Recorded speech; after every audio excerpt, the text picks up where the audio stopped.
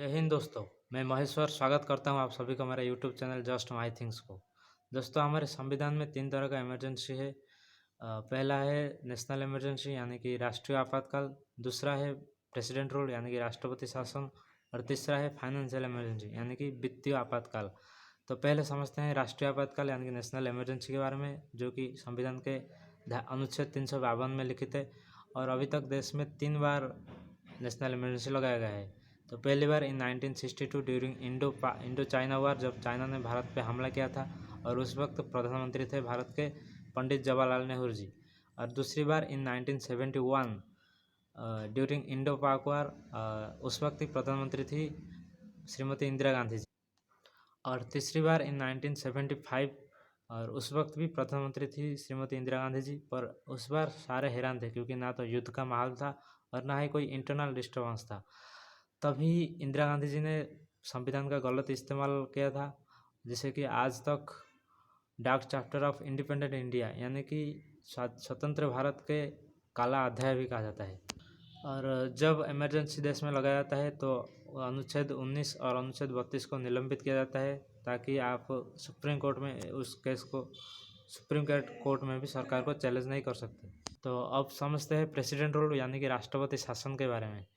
संविधान के अनुच्छेद 356 के तहत किसी स्टेट में ये प्रेसिडेंट रूल लगाया जाता है और इसे स्टेट इमरजेंसी से भी जाना जाता है।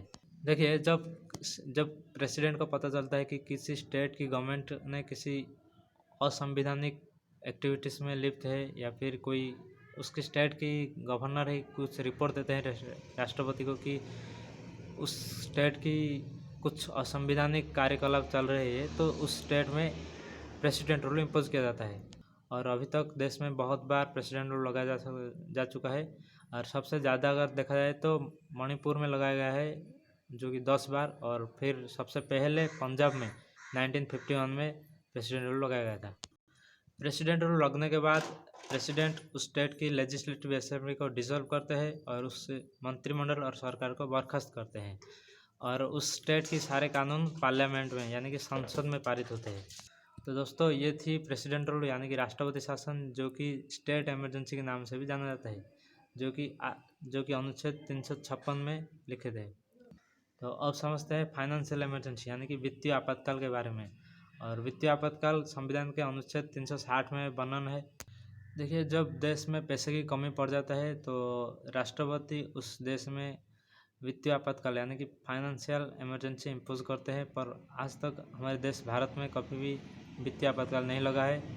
अगर लगता तो सारे एम्प्लॉयज़ का सैलरी कुछ कट होता और जो भी खर्च है वो गवर्नमेंट कमाता। दूसरी अर्थ से कहा जाए तो सरकार पैसा बचाता। और एग्ज़ाम के पर्सपेक्टिव से और देखा जाए तो ज़्यादा कुछ नहीं पूछता, बस ये पूछता है कि संविधान के किस अनुच्छेद में कौन सी इमरजेंसी है। और नेशनल इमरजेंसी के बारे में कभी कभी पूछ लेता है कि उस वक्त प्रेसिडेंट कौन थे या फिर प्राइम मिनिस्टर कौन थे और किस साल में लगाया गया था।